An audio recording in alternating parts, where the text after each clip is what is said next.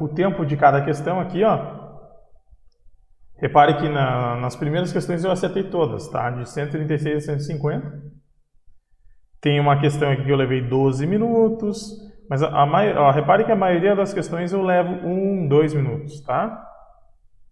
Mas por que eu levei mais tempo nessa prova do que nas outras? Porque aqui eu tenho uma questão que eu levei 12 minutos para fazer. Aqui o meu único erro aqui está na segunda sessão da prova, aqui na questão 152. Nessa sessão aqui eu já levei um pouquinho mais de tempo, ó. Repare que eu levei 2 minutos em várias questões, 3 minutos, 4 minutos, 5 minutos, 6 minutos, 11 minutos em uma questão, 9 minutos em outra questão, tá? E aqui na última sessão que eu acertei tudo de novo, tem uma questão que eu levei 15 minutos, mas a maioria aqui a gente leva 1, 2 minutos. Eu sou o Jean Teixeira e eu estou resolvendo todas as provas de matemática das edições anteriores do Enem. Nessa série de vídeos, eu vou documentar tudo sobre as provas, quantidade de acertos e erros e o tempo exato que eu levo para resolver cada prova. Espero com isso ajudar você da melhor maneira possível. Olá, tudo bem? Jean Teixeira aqui mais uma vez para mais um episódio da série Provas Resolvidas, onde eu tenho resolvido sempre uma prova de matemática das edições anteriores do Enem. Hoje eu vou mostrar como eu acertei 44 questões da prova de matemática do Enem PPL 2012 em 2 horas, 38 minutos e 49 segundos. Repare que eu levei um pouquinho mais de tempo que nas outras provas, procurei ter um pouquinho mais de cuidado, mas acertei 44 questões. Eu vou mostrar isso. Esse é o 8º episódio dessa série, tá? E essa é a primeira parte sobre essa prova. Eu vou mostrar tudo que eu fiz nessa prova em 3 partes. Essa é a primeira parte. Então, vamos... Você já me conhece, né? Eu sou o Jean Teixeira, eu sou professor de matemática que quer ajudar você a passar no Enem. Só relembrando que eu me desafiei esse ano a estar resolvendo todas as provas anteriores de matemática do Enem, das edições anteriores, e o meu objetivo é estabelecer um número alto, mas possível de acertos para você buscar na prova de matemática dentro do tempo da prova. Repare que aqui eu acertei 44 questões em mais de 2 horas e meia. Isso é um pouco mais da metade da prova, tá? Então a ideia não é que você acerte tudo, mas que você acerte uma quantidade alta em tempo razoável. E aí, essa semana, no dia 22, tá? Numa quarta-feira de manhã, eu resolvi a prova de matemática do Enem PPL 2012, tá? E aí eu documentei todos os acertos e erros e eu cronometrei o tempo que eu levei para fazer cada questão, como eu sempre tenho feito, tá? E aí, o que eu vou mostrar nessa parte 1? Vou mostrar uma tabelinha com os acertos e erros e o tempo que eu levei para fazer as questões. E vou mostrar as resoluções das questões de 136 a 150, com todos os acertos e erros que eu cometi. Tá? Então, o tempo de cada questão aqui, ó. Repare que nas primeiras questões eu acertei todas, tá? De 136 a 150. Tem uma questão aqui que eu levei 12 minutos, mas repare que a maioria das questões eu levo 1, 2 minutos, tá? Mas por que eu levei mais tempo nessa prova do que nas outras? Porque aqui eu tenho uma questão que eu levei 12 minutos para fazer. Aqui o meu único erro aqui está na segunda sessão da prova, aqui na questão 152. Nessa sessão aqui eu já levei um pouquinho mais de tempo, ó. Repare que eu levei 2 minutos em várias questões, 3 minutos, 4 minutos, 5 minutos, 6 minutos, 11 minutos em uma questão, 9 minutos em outra questão, tá? E aqui na última sessão que eu acertei tudo de novo, tem uma questão que eu levei 15 minutos, mas a maioria aqui a gente leva 1, 2 minutos, tá? 28 questões eu acertei em menos de 3 minutos, que eu posso ter acertado em menos de 1 minuto, menos de 2 minutos ou menos de 3 minutos. 28 questões eu levei menos de 3 minutos para fazer. E se eu fazendo o somatório do tempo que eu levei para acertar essas 28 questões, eu gastei 54 minutos. Por que eu mostro esses dados, tá? Porque para você perceber que a maior parte da prova a gente pode resolver de forma bastante rápida, sem muitos problemas. E geralmente eu tenho acertado aqui cerca de 30 questões em 1 hora. Tá? Se eu pegar o tempo que eu levei para fazer as 30 questões mais rápidas que eu levei para fazer, tá? Pegar só as questões que eu fiz de forma rápida, leva 1 hora no máximo. Tá? Aqui no caso um pouquinho mais, aqui como são 28 questões em 3 minutos, em menos de 3 minutos, aí vai ter mais 2 questões que fariam um pouco mais de 3 minutos, daria um pouco mais de 1 hora aqui, mas geralmente eu tenho feito assim cerca de 30 questões em 1 hora. E aí agora a gente vai ver as resoluções que eu fiz nas 15 questões, onde eu acertei todas, nas 15 primeiras questões, de 136 até a 150, tá bom? Então vamos lá. Deixa eu abrir aqui a questão 136. Aqui. Questão 136, eu vou ler com você. Diz o seguinte, essa questão eu levei 1 minuto e 9 segundos para resolver, fiz bem rápido. A tabela seguinte apresenta a média em quilograma de resíduos domiciliares produzidos anualmente por habitante no período de 1995 a 2005. Aí tem aqui o período, tá? E aqui a quantidade de produção de resíduos em quilos.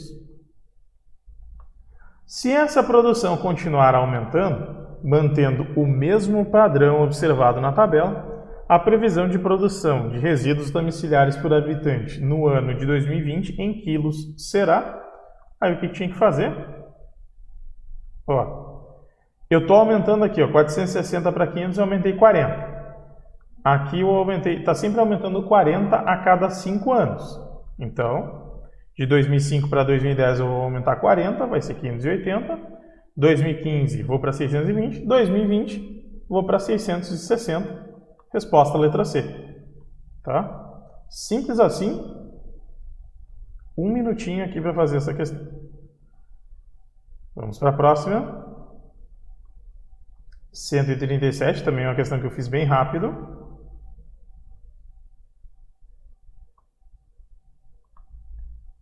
Vou ler a questão 137 para você. 5 times de futebol A, B, C, D e E ocuparam as primeiras colocações em um campeonato realizado em seu país. A classificação final desses clubes apresentou as seguintes características. O time A superou o time C na classificação. O time C, ficou imediatamente à frente do time E. O time B não ficou entre os 3 últimos colocados. O time D ficou em uma classificação melhor que a do time A. Assim, os 2 times mais bem classificados foram... Bom, a primeira coisa é o seguinte, são 5 times, aí é só montar a ordem dos times aqui, ó. Ó, o time A superou o time C, então o A está na frente do C. O C está na frente do E, então aqui A, C e o E. O B não ficou entre os 3 últimos, então o B automaticamente está entre os 2 primeiros. Então só pode ser as opções que... eu já excluo a B e a E, porque não tem o B, tá? Então aqui eu tenho B, aqui eu tenho B, aqui eu tenho B. Tenho A, C e D. E aí, o D ficou em uma classificação melhor que a do time A. Então o D está na frente do A, então B e D tem que ser os 2 times. Tá? Bem tranquilo, 1 minutinho para resolver essa questão. E aí eu acertei. Vamos para a próxima. 138. Do outro lado aqui.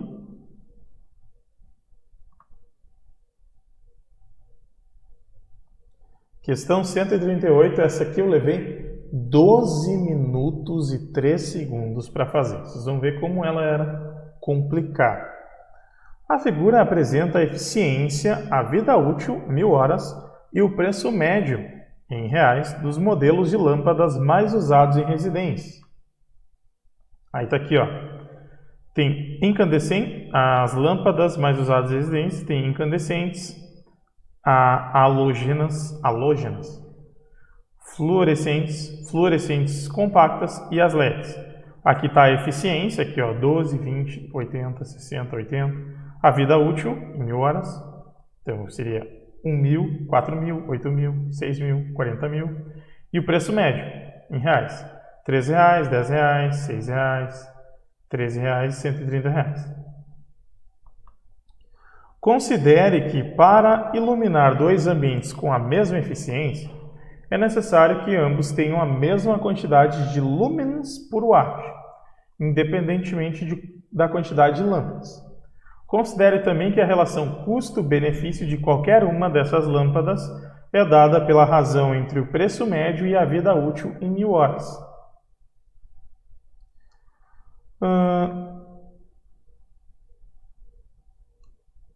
Augusto deseja instalar lâmpadas em um dos ambientes de sua casa de modo a obter uma eficiência de exatamente 240 lúmenes por watt. Dos modelos de lâmpadas apresentados na figura, o que atende à necessidade de Augusto com a menor relação custo-benefício é... Então, tinha que procurar a menor relação de custo-benefício. Como é que eu fazia isso? Tinha que pegar o exemplo da LED aqui. Eu tenho eficiência de 80, vida útil de 40 e preço médio de 130. Aí eu tinha que fazer... cadê?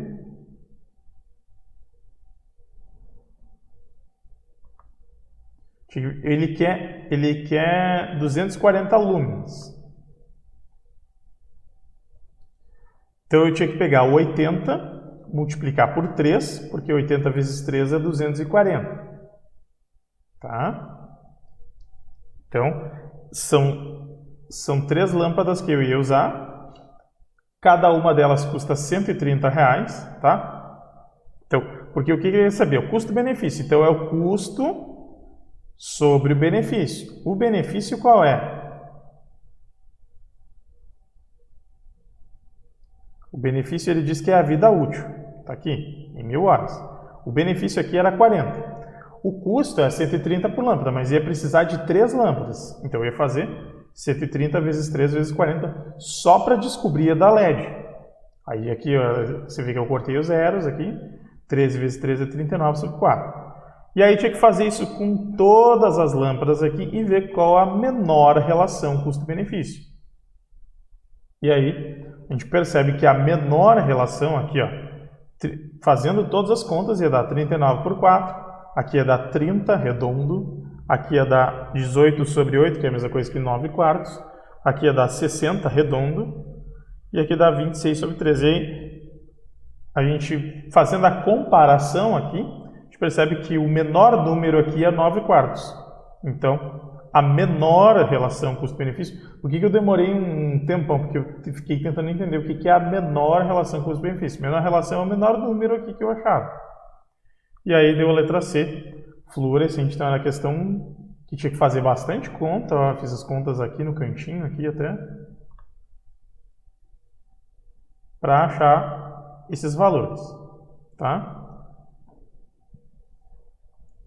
Prosseguindo, a questão 139 aí já era bem mais tranquila, eu levei só 1 minuto e 40, e eu vou ler a questão para você.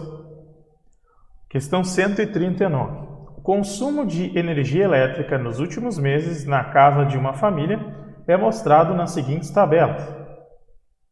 Aí tem aqui o consumo, né? Em setembro de 2011, outubro, novembro, dezembro, janeiro de 2012 e fevereiro. A média do consumo mensal de energia elétrica na casa dessa família de setembro de 2011 a fevereiro de 2012 é... O que tinha que fazer? Ó, eu tenho 1, 2, 3, 4, 5, 6 meses aqui. Eu tinha que somar tudo e dividir por 6, tá?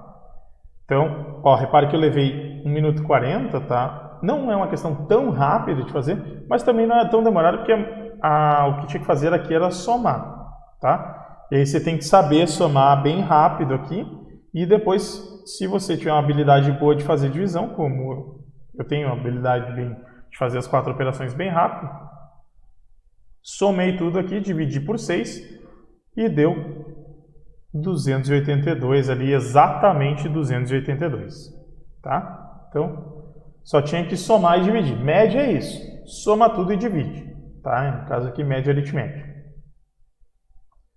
Questão 140, eu levei 1 minuto e 34, deixa eu só tomar uma água.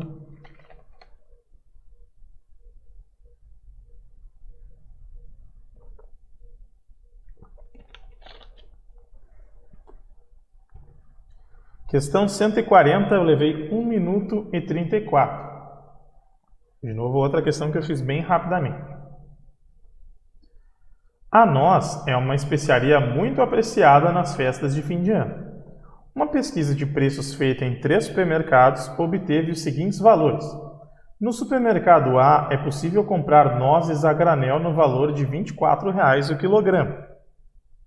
O supermercado B vende embalagens de nozes hermeticamente fechadas com 250 gramas a R$ 3,00.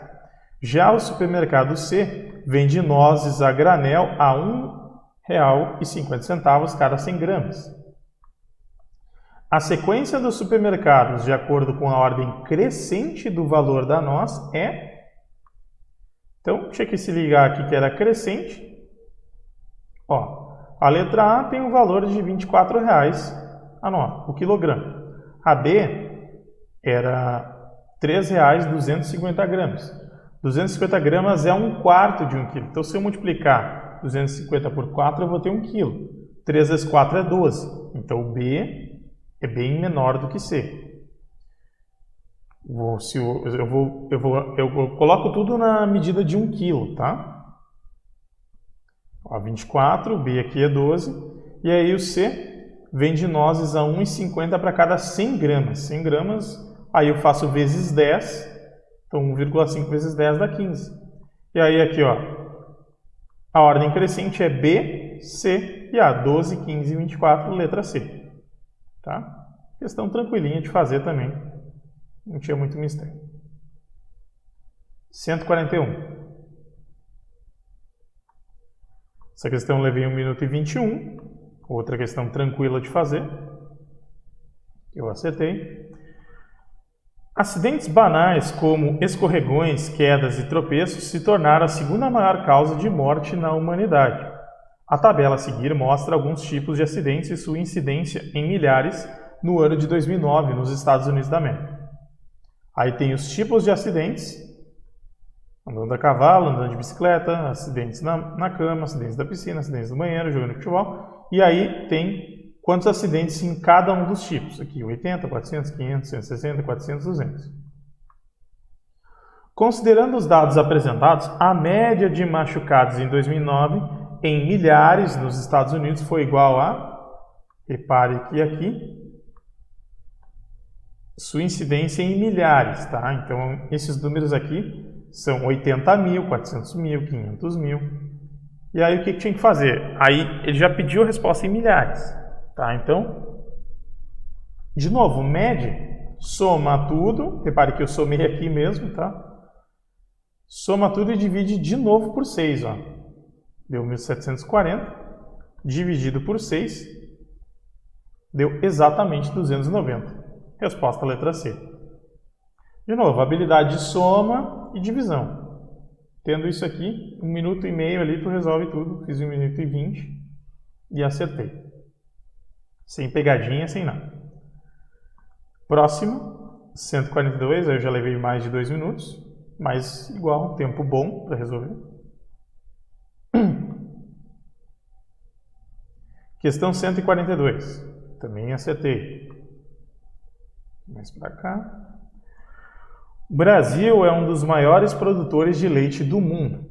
Em 2010, para a produção de 30,7 bilhões de litros de leite, foram ordenhadas 22,9 milhões de vacas leiteiras em todo o país, sendo que essa quantidade de vacas ordenhadas representa 10,9% do rebanho brasileiro de bovinos.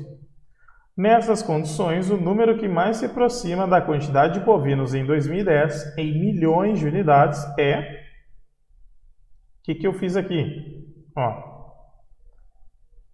2010, tá falando de 2010, 30,7 bilhões de litros de leite. E aí foram ordenhadas 22,9 milhões de vacas. Ele quer saber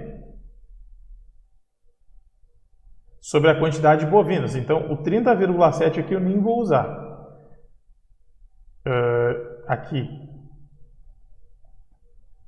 foram ordenhadas 22,9 milhões de vacas leiteiras em todo o país, tá? E essa quantidade representa 10,9% do rebanho de bovinos. Então, 22,9 é 10,9%. E aí ele quer saber o número que mais se aproxima da quantidade de bovinos. Ele quer saber os 100%. E aí eu faço a regra de 3 aqui. 22,9 vezes 100 dá 2.290. Só que aí tem o seguinte, né? Eu vou cortar essa vírgula, né? Que aí eu vou multiplicar isso aqui e dividir por esse aqui, certo? Então, o que acontece aqui? Aqui está em milhões, aqui ele pediu em milhões, então não precisa mudar nada na unidade de medida. Aqui eu ando com a vírgula duas casas.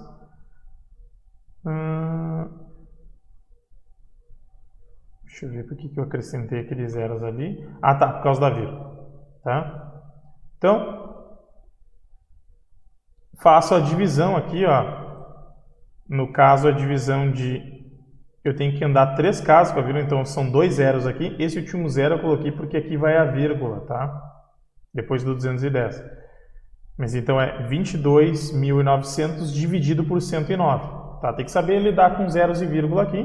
Fazer essa conta aqui.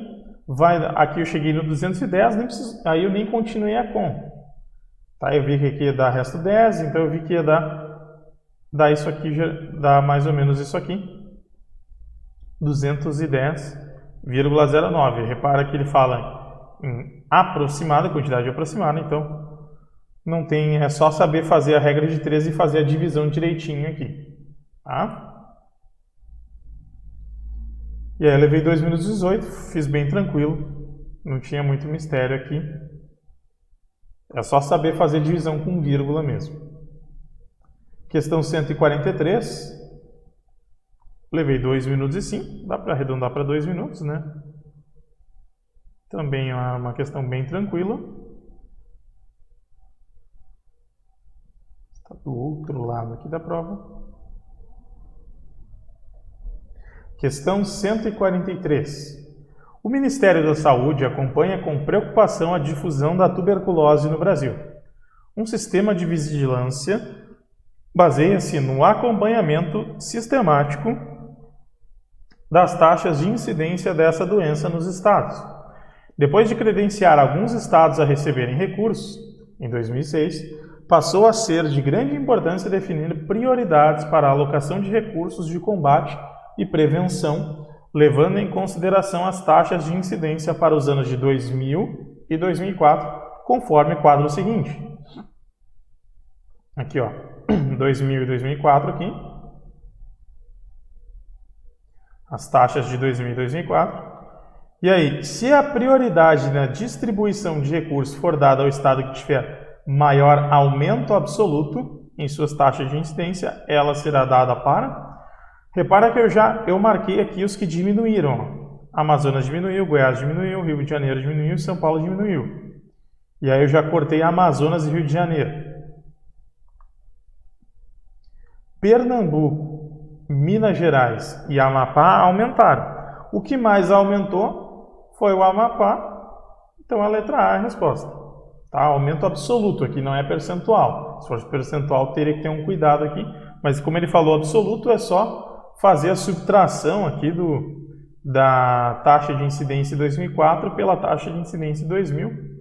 Aqui deu aproximadamente 28, aproximadamente 26, isso aqui ia dar aproximadamente 8. E aí a do Amapá era maior que a dos outros. Resposta letra A, tá? Super tranquila de fazer também. Questão 144. Fiz bem rápido. Veio 1 minuto e 17. Foi uma das que eu levei menos tempo. Em uma aula de matemática, a professora propôs que os alunos construíssem um cubo a partir da planificação em uma folha de papel, representada na figura a seguir. Como se fosse um dado aqui. Aí tem essas letras aí. Após a construção do cubo, apoiou-se sobre a mesa a face com a letra M. Tá, então a letra M ela ficou para baixo. Tá?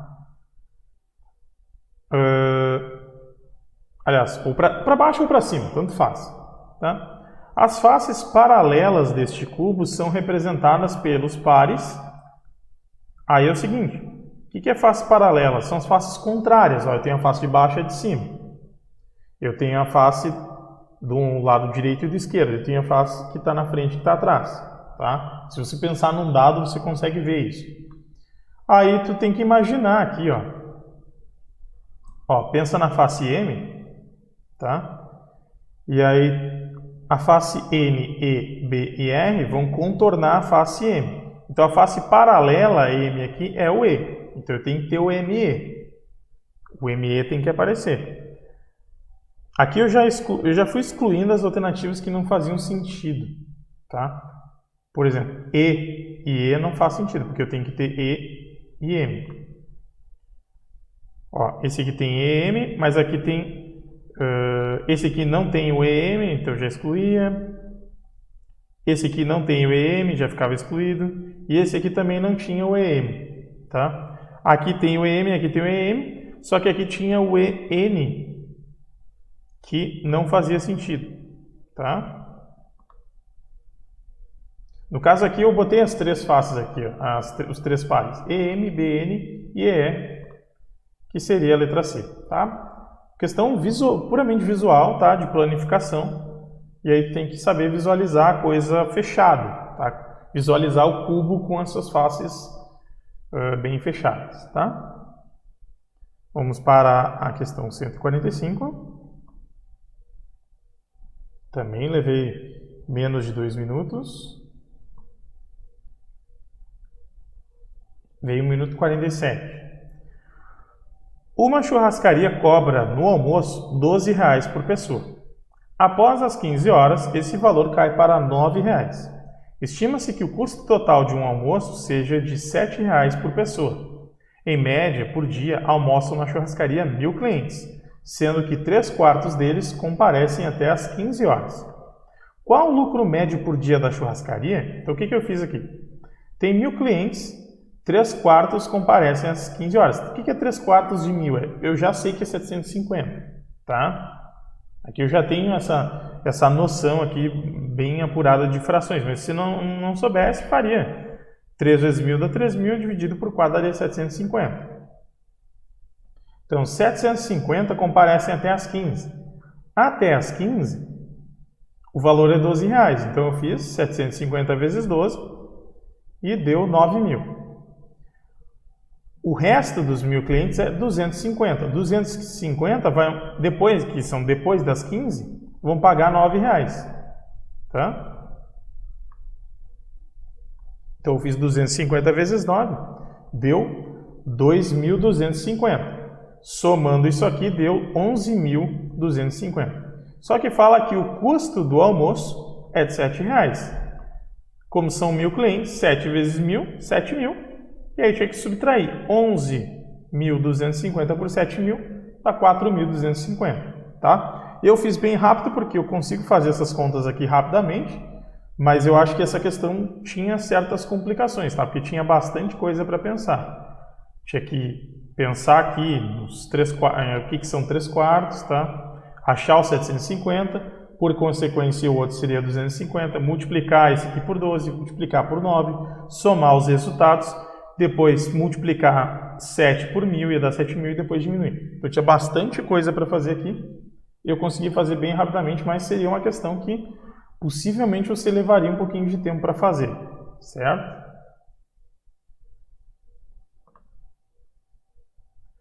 A questão 146, tá? Repare que eu coloquei um xizinho aqui, porque no gabarito ela diz que eu errei. Só que o gabarito dessa prova teve várias confusões. Eu acho que, se não me engano, teve 8 ou 10 trocas de gabarito aqui, que foi o seguinte. Vocês vão reparar, antes de resolver a questão, eu vou explicar aqui. Repare que aqui na 146 eu errei e na 147...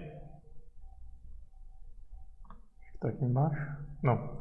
E na 147 eu também errei, de acordo com o gabarito. Por quê? Porque o gabarito foi trocado, tá? Foi colocada a resposta contrária, no caso. Aqui a 146 eu marquei a C, eu marquei a D e colocaram como resposta a letra C. E na outra questão eu marquei a letra C e colocaram a resposta como letra D, tá? Foi uma troca que fizeram, mas eu acertei essa questão, só que o gabarito está errado, simples assim. E vou mostrar por quê.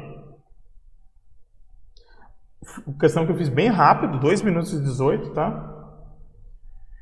Em uma floresta existem 4 espécies de insetos, A, B, C e P, que têm um ciclo de vida semelhante. Essas espécies passam por um período em anos de desenvolvimento dentro de seus casulos.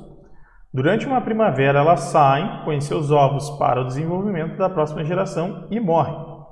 Sabe-se que as espécies A, B e C se alimentam de vegetais e a espécie P é predadora das outras 3. Além disso, a espécie P passa 4 anos em desenvolvimento dentro dos casulos. Já a espécie A passa 8 anos, a espécie B passa 7 anos e a espécie C passa 6 anos. As espécies A, B e C só serão ameaçadas de extinção durante uma primavera pela espécie P, se apenas uma delas surgirem na primavera junto com a espécie P. Nessa primavera atual, todas as 4 espécies saíram dos casulos juntas. Qual será a primeira e a segunda espécies a serem ameaçadas de extinção por surgirem sozinhas com a espécie predadora numa próxima primavera? Parece uma questão complicada, né? Porque o texto é longo. Repare que eu não escrevi nada. Porque a única coisa é a seguinte. Todas as 4 espécies saíram juntos dos casulos nessa primavera. Para elas serem ameaçadas de extinção, elas têm que sair só elas com a espécie P dos casulos. Quando é que isso acontece? Ó, a espécie P passa 4 anos de desenvolvimento, então ela sai do casulo 4 anos depois, 8 anos depois, 12 anos depois, são múltiplos de 4. A espécie A são múltiplos de 8, então é 8, 16, 24. A espécie B são múltiplos de 7, então é 7, 14, 21. E a espécie C é 6, então 6, 12, 18 e assim por diante. O que vai acontecer? Ó? A espécie P passa 4 anos e depois passa mais 4, é 8 anos. Tá? E com 8 anos ela sai dos casulos. Ela sai do casulo. E a espécie A sai exatamente 8 anos dos casulos. A espécie B e C não saem depois de 8 anos. Então a primeira espécie ameaçada aqui é a espécie A. A primeira espécie ameaçada é a espécie A. Então já seria excluída a letra A, a letra C e a letra E. Eles colocaram que a primeira espécie ameaçada é a espécie C, só que a espécie C sai com 6 anos e ela só vai encontrar a espécie P quando ela chega nos 12 anos, que a espécie P está indo pela terceira vez, que é 4, 8 e 12, e aí vai sair junto só a P e a C, com 12 anos. Tá? Então, a C ela vai encontrar a P depois da A. Então, a C é a resposta certa. E a B dificilmente vai encontrar a A, porque aqui é 7, aqui é 4. Ia demorar bastante. Mas, então aqui, ó, a primeira espécie a ser ameaçada é a espécie A e a segunda é a espécie C. Só tem que ter a noção dos múltiplos, tá? E dos múltiplos comuns aqui. É saber quais múltiplos são comuns. No caso, primeiro vai aparecer o A e o P vão ser comuns e depois o C e o P vão ser comuns. E aí eu tenho a resposta letra D. O gabarito está a letra C, mas o gabarito está errado. Tá? Vamos para a próxima. Questão 147. Essa questão eu levei um pouquinho mais de tempo.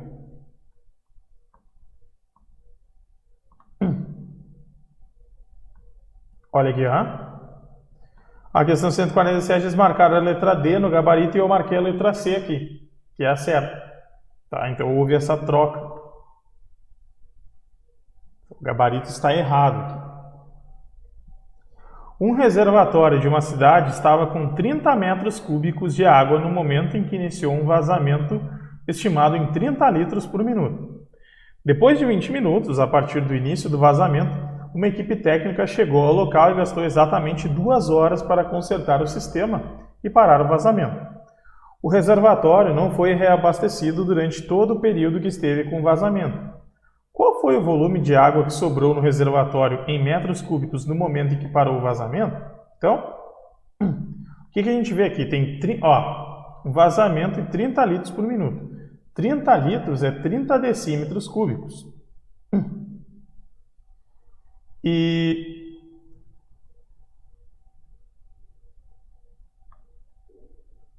fala que o reservatório tem 30 metros cúbicos. Aí tem que saber passar de metro cúbico para decímetro cúbico. Eu vou acrescentar 3 zeros, porque é cúbico, né? Então eu acrescento 3 zeros. 30 metros cúbicos é 30 mil decímetros cúbicos. Então o que ia acontecer? Essa questão é demoradinha porque tem várias coisas que tem que pensar aqui. Depois de 20 minutos, tá? Uma equipe chegou no local e gastou exatamente 2 horas para consertar o sistema. Então, 2 horas é quanto tempo? É 60 minutos mais 60 minutos, que é 120 minutos, mais 20 minutos, que foi o tempo que eles levaram, deu 140 minutos de vazamento. Então, é 140 minutos vezes 30 decímetros cúbicos. No caso, é só fazer 14 vezes 3, tá? E depois acrescentar os zeros. Então, eu vou ter aqui 4.200 decímetros cúbicos de vazamento. Tá? Aí, o volume que sobrou é fazer o quê? Fazer esse 30.000 menos 4.200. E isso aqui vai dar o quê? 25,8, né? Tá? Que aqui 0 menos 2 não dá, pede emprestado, fica 10 menos 2 é 8, e 29 menos 4 dá 25, então 25,8 é a resposta da letra C. Tá? Levava um tempinho aqui, repare que eu montei a conta aqui, depois eu montei a conta de novo para tirar esses zeros aqui, e acrescentar só depois, e aí faz a subtração desses dois, eu fiz de cabeça até, deu 25,8, é uma questão tranquila de fazer até. Eu demorei um pouquinho para fazer, porque tinha várias informações aqui que tinham que ser interpretadas. Aqui essa 2 horas, 20 minutos, aí tinha que somar e tal. Então, mas eu acertei, tá? O gabarito está errado. Vamos para a próxima. Questão 148, eu já levei só 2 minutos. 42. Essa questão está entre as 28 questões que eu levei menos de 3 minutos para fazer. Tá? Questão 148. Uma pesquisa foi realizada com a intenção de conhecer o que as pessoas sabem sobre o diabetes. Nela, utilizou-se um questionário com 16 perguntas, respondidas pelas pessoas na entrada de estações do metrô de São Paulo. Os gráficos a seguir mostram, respectivamente, os percentuais de respostas dadas às seguintes perguntas do questionário. Você conhece alguém com diabetes? E, caso conheça, indique onde. Então, os gráficos são sobre essas duas respostas. O primeiro aqui, você conhece alguém com diabetes? Tem sim e não. 37% sim, 63% não. E aqui o segundo gráfico, caso conheça, indique onde. Então, o percentual do número de entrevistados que conhecem pessoas diabéticas na escola é mais aproximado por... Então, primeira coisa, se ele conhece, ele respondeu sim. Sim é 37%. Então, está aqui o 37%. ele pediu na escola.